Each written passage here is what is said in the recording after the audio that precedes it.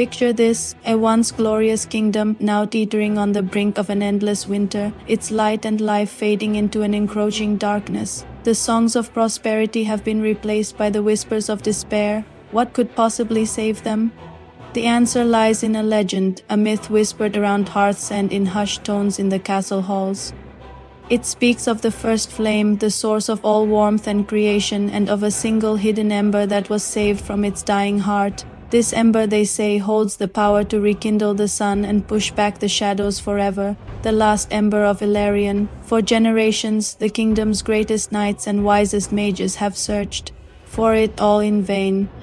It's become a children's story, a desperate hope for a dying world. But prophecies are funny things, aren't they?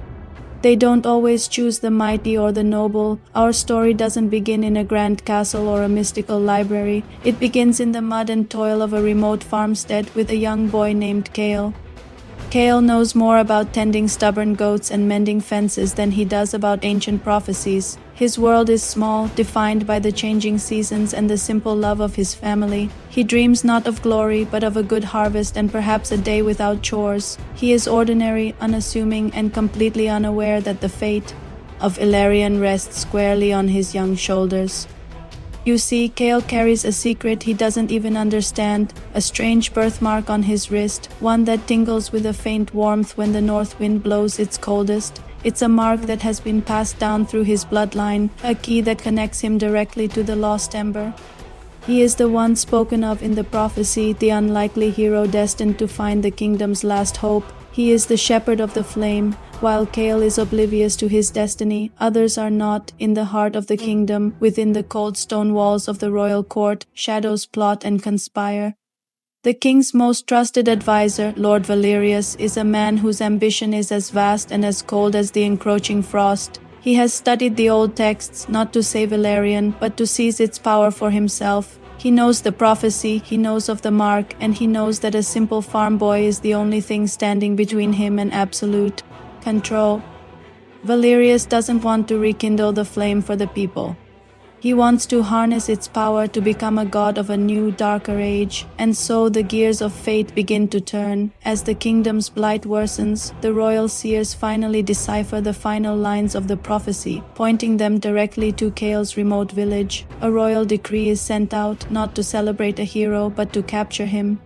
Knights are dispatched, but their orders are twisted by Valerius's influence. They are not coming to guide Kale, but to drag him to the capital in chains, to be used as a tool for the advisor's nefarious plans. This is where the true adventure begins. Kale is forced to flee his home, the only life he's ever known, with nothing but a cryptic warning from a village elder and the strange warming mark on his wrist. He is hunted, alone, and terrified, but he is not without allies. Along the way, he'll stumble upon an old, grizzled knight who has seen through Valerius's deception, a sharp-witted rogue with her own reasons for hating the royal court, and perhaps even a creature of myth thought to be long extinct.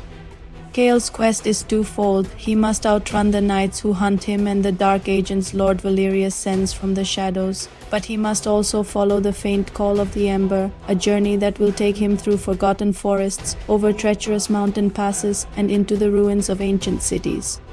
He will have to learn to trust his instincts, to become the hero he was born to be, not through strength of arms, but through strength of heart. The theme of betrayal is central to this story. As Kale gets closer to his goal, he will learn that the greatest threat isn't just the man in the capital, but the whispers of doubt and the poison of mistrust that can turn even the closest allies against one another. Within the royal court, a secret battle of wits is being waged. Loyal nobles who suspect Valerius's treachery must tread carefully, risking everything to secretly aid the unknown farm boy. Every piece of information, every smuggled map is a dagger in the dark against the advisor's power. Imagine the climax, Kale finally reaching the hidden sanctuary of the Ember, only to find Lord Valerius waiting for him. The farm boy, now a seasoned survivor, facing the master manipulator. It won't be a simple battle of good versus evil. It will be a battle of ideologies. Valerius will tempt Kale, promising him power, a place at his side, arguing that the weak people of Elarion are not worthy of the Ember's gift. He will force Kale to make a choice, to save a kingdom that has unknowingly hunted him, or to take the power for himself. The Last Ember of Elarion is a classic fantasy epic at its core, but it's also a deeply personal story about a boy forced to grow up too fast. It's about finding extraordinary courage within an ordinary life, about the corrosive nature of ambition, and the enduring power of hope against all odds. It explores the idea that true leadership is found in sacrifice, not in domination. It's a story to remind us that even in the deepest, coldest darkness, a single ember of hope is all it takes to bring back the dawn. What do you guys think? Can a simple farm boy truly stand against the intricate webs of courtly betrayal and save his world? Let me know your thoughts in the comments below. I'd love to hear what parts of this story resonate with you the most.